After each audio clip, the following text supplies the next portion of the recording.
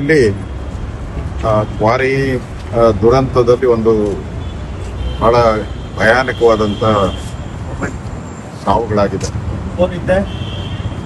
7 ಜನ ಮೃತಪಟ್ಟಿದ್ದಾರೆ. ಕೆಲವರ ಐಡೆಂಟಿಫೈ ಮಾಡೋಕ್ಕಾಗಲ್ಲ. ಅವರ ಪೂರ್ತಿ ಮುಖ ತಲೆ ಎಲ್ಲ ಕೂಡ ಜಜ್ಜ ಹೋಗಿದೆ. ಐಡೆಂಟಿಫೈ ಮಾಡೋಕ್ಕೂ ಕಷ್ಟ ಇದೆ. ನಾನು ಡಾಕ್ಟರ್ ಹತ್ರನೂ ಮಾತಾಡಿದೆ. ಈಗ ಅವರು ಅದನ್ನೇ ಹೇಳಿದ್ದಾರೆ, ಐಡೆಂಟಿಫೈ ಮಾಡೋಕ್ಕಾಗಲ್ಲ. ಉಳಿದ 5 ಜನ ಈಗ ನಾನು ಹೋಗಿ ನೋಡಿದ್ದೀನಿ, ಎಮರ್ಜೆನ್ಸಿಯಲ್ಲಿದ್ದಾರೆ. ಅದರಲ್ಲಿ 9 ಸ್ಥಿತಿ ಸ್ವಲ್ಪ ಚಿಂತಾಜನಕ ಇದೆ. ಆದರೂ ಡಾಕ್ಟ್ರು ಅವ್ರನ್ನ ಸೇವ್ ಮಾಡ್ಬೋದು ಅಂತ ಹೇಳ್ತಾ ಇದ್ದಾರೆ. ಸೊ ನಾನು ಡಾಕ್ಟರ್ ಹತ್ರನೂ ಮಾತಾಡಿದ್ದೀನಿ. ನಮ್ಮ ಡೀನು ಬಂದಿದ್ದಾರೆ ಇಲ್ಲಿ.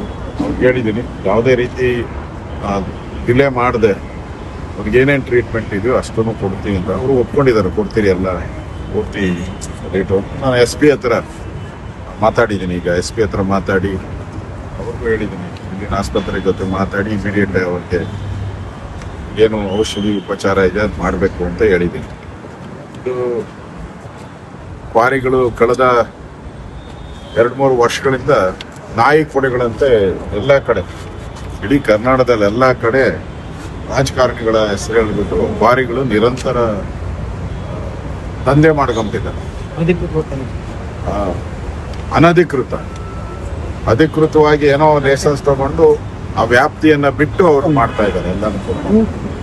ಮತ್ತೆ ಪೊಲ್ಯೂಷನ್ ಬೋರ್ಡು ಸತ್ತೋಗಿದೆ. ಪೊಲ್ಯೂಷನ್ ಬೋರ್ಡ್ ಅಂತೂ ಸತ್ತೋಗಿದೆ. ಇಷ್ಟು ಬೆಂಗಳೂರಿಗೆ 15 ಕಿಲೋಮೀಟರ್ ಇರುವಂತ ಈ ಕ್ವಾರಿನೂ ಅವ್ರು ನೋಡೋಕ್ಕೆ ಯೋಗ್ಯತೆ ಇಲ್ಲ ಅಂತ ಹೇಳಿದ್ರೆ, ಆ ಪೊಲ್ಯೂಷನ್ ಬೋರ್ಡ್ ಇದ್ರೇನು ಸತ್ತರೇನು, ಅವ್ರ ಗೌರವನೇ ಇಲ್ಲ, ಮಾನ ಮರ್ಯಾದೆ ಇಲ್ಲ. ಅವ್ರಿಗೆಲ್ಲ ನೋಟಿಸ್ ಕೊಟ್ಟು ಮಾಡಿದ್ರೆ ಏನಾನ ಒಂದಾಗ್ತಾ ಇತ್ತು. ಮತ್ತೆ ಇಲ್ಲಿ ಕ್ವಾರಿ ನಡೆಯುವಂಥ ಪ್ರಿಕಾಷನರಿ ಮೆಜರ್ಸ್ ಏನೇನು ಮಾಡಬೇಕು, ಸೇಫ್ಟಿ ಮೆಜರ್ಸ್ ಏನೇನು ಮಾಡಬೇಕು, ಏನೂ ಇಲ್ಲ. ಏನೂ ಇಲ್ಲ. ಒಬ್ಬೊಬ್ಬ ಸತ್ತಿರೋರು ಯಾರು? ಕೂಲಿಗೋಸ್ಕರ ಬಂದಿರೋರು, ಬೇರೆ ರಾಜ್ಯದವ್ರು ಬಂದಿರೋರು. ಒಬ್ಬೇ ಒಬ್ಬ ನಮ್ಮ ಗುಲ್ಬರ್ಗಾದವ್ನು ಮಾತ್ರ ಒಬ್ಬೇ ಒಬ್ಬ ಇದ್ದಾನೆ ಹೊರತು ಅವನನ್ನು ಕೂಲಿಗಾಗಿ ಬಂದಿರೋರು. ಅಂದ್ರೆ ಬದುಕಕ್ಕೆ ಬೆಂಗಳೂರು ಬಂದಿದ್ದಾರೆ, ಬದುಕಕ್ಕೆ ಬಂದವರು ಇವತ್ತು ಸಾವಾಗ್ತಾ ಇದ್ದಾರೆ. ಅವರು ಪೂರ್ತಿ ಮನೆಯವರು ಇಲ್ಲಿ ಬದುಕು ಅಂತ ಹೇಳಿ ಕಳಿಸ್ತಾರೆ. ಆದರೆ ಇಲ್ಲಿ ಸರ್ಕಾರ ಅದನ್ನ ಸಾವಿನ ಪರಿವರ್ತನೆ ಮಾಡಿದೆ. ಒಳ್ಳೇದಲ್ಲ. ಈ ಸರ್ಕಾರ ಈ ಥರ ಇಲ್ಲಿಗಲ್ ಇರುವಂಥ ಇದೇನು ಮೊದಲೇ ಅಲ್ಲ. ಬೆಂಗಳೂರು ಸುತ್ತು ಕಳೆದ 2-3 ವರ್ಷದಲ್ಲಿ ಚಿರತೆ ಸಾವಾಗಿದ್ದು ನೋಡಿದ್ವಿ, ಬ್ಲಾಸ್ಟ್ ಮಾಡಿ ಬೇರೆ ಬೇರೆ ಎಲ್ಲ ಆಗಿದೆ. ಅಷ್ಟಾದ್ರೂ ಕೂಡ ಕ್ರಮ ತೆಗೆದುಕೊಳ್ಳದೆ ಇದು ಮಾಡದೆ ಇವತ್ತು ದೊಡ್ಡ ಅನಾಹುತ ಆಗಿದೆ. ಇದು ದೇಶದ ಸುದ್ದಿಯಾಗಿದೆ. ಅಂದರೆ ಕರ್ನಾಟಕದಲ್ಲಿ ಈ ಥರ ಇಲ್ಲಿಗಲ್ ಮೈನಿಂಗ್ ಬಗ್ಗೆ ಏನು ಕ್ರಮ ಆಗ್ತಾ ಇಲ್ಲ ಅಂತ ಹೇಳಿದೆ.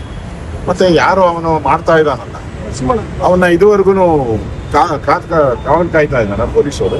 ಯಾಕೆ ಬಂಧಿಸಿಲ್ಲ ಅವನ್ನ? ಬೇರೆ ಸಂದರ್ಭದಲ್ಲಾದ್ರೆ ಹುಡ್ಕೊಂಡು ಹೋಗ್ತೀರ ಎಲ್ಲರೂ. ನಿಮ್ಮ ವಿರೋಧಿಗಳಿದ್ರೆ ಹುಡ್ಕೊಂಡು ಹೋಗ್ತಿರಲ್ಲ, ಈಗ ಯಾಕೆ ಅವ್ರನ್ನ ಬಿಟ್ಟಿದ್ದೀರ? ಕ್ರಮ ಯಾಕೆ ತೆಗೆದುಕೊಳ್ತಾ ಇಲ್ಲ? ಇಷ್ಟೊತ್ತು ಅರೆಸ್ಟ್ ಮಾಡಿ ಅವ್ನು ಜೈಲು ಕಳಿಸ್ಬೇಕಾಯ್ತಲ್ಲ, ಕಳಿಸಿದ್ದೀರಾ? 7 ಜನ ಸಾವಾಗಿದೆ.